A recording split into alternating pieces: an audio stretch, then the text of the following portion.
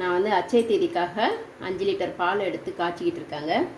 இது வந்து நல்லா ஆற வச்சுட்டு தயிர் ஊற்றி வச்சிடலாம். உரை ஊற்றி வச்சிட்டோம்னா நாளைக்கு தயிர் ஆகிடும். இதில் வந்து தயிர் ஊற்றிக்கலாங்க. குறைய ஒரு பாக்கெட் ஊற்றிடலாம்.